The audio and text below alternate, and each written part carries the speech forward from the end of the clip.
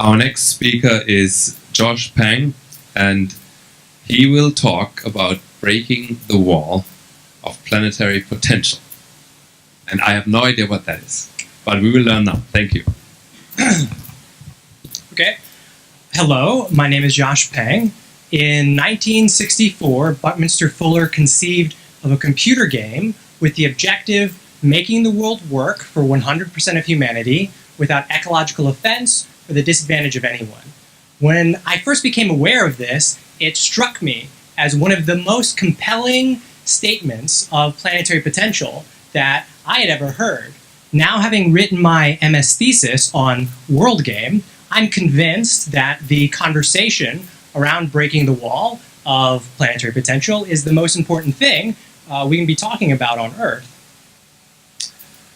World Game is a computer game where teams of people use simulation to reason over a database of world resources, kind of like how AlphaGo uses simulation to reason over a database of possible moves. The objective of World Game is to find computer-validated solutions to vexing planetary problems. World Game is essentially a computerized problem-solving engine that crowdsources and standardizes the global problem-solving process, ultimately engaging teams of people all over the world.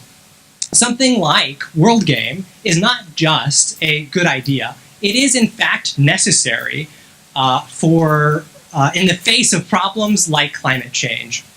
The complexity of global problems are at a level that require this computer tool. It is necessary for all effective procedures at world scale.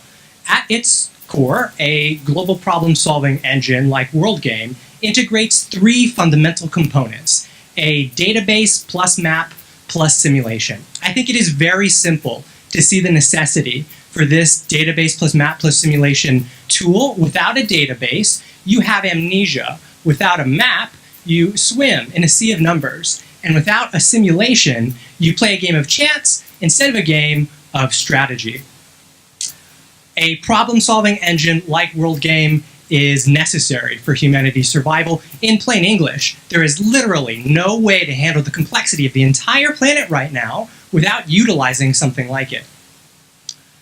The wall of planetary potential is a meta-wall, which, if broken, implies the breaking of so many other walls.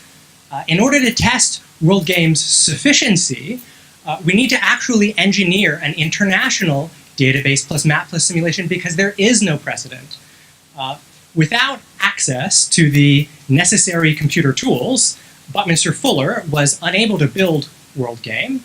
Today, we have these tools at our fingertips.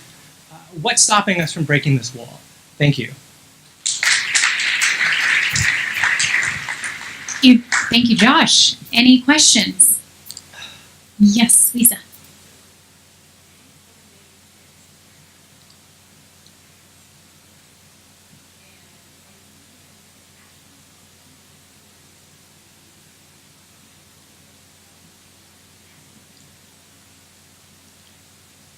Okay, that was a little long, but let me, okay. So I encourage everybody to read my thesis. It's online on my website, joshpang.com.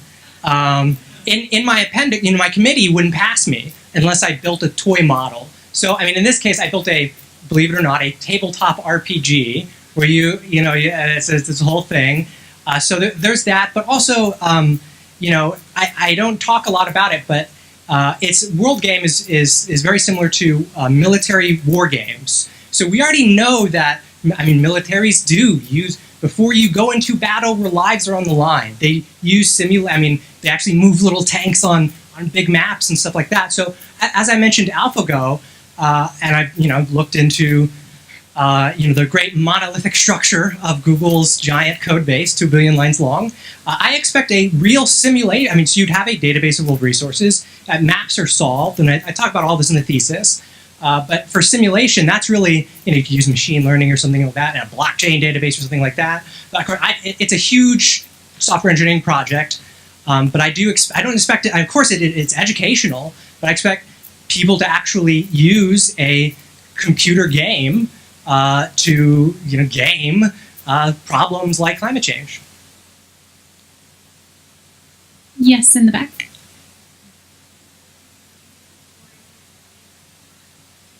Right, so in my thesis and the technical realization chapter, I suggest that a blockchain type of database is the way to go because it's a trust system. So in warring planetary nations where they don't really trust one another, you might be able to get their computer scientists to convince the executives that indeed blockchain is so redundant and so distributed that there's really no way to cheat it, except in a pretty extreme scenario. So as far as Ingress, yeah, I talk as a fact. I've counted the number of times that I say the word Google in my thesis. But if you're looking for an army of engineers, they certainly have something like that. And so Ingress, I believe, is a big Google thing, Google Earth Engine. So yes, of course, I think I don't know exactly. In part 3 of my thesis, I discuss realization possibilities. How might this actually happen? All right, Josh, thank you so much for your presentation.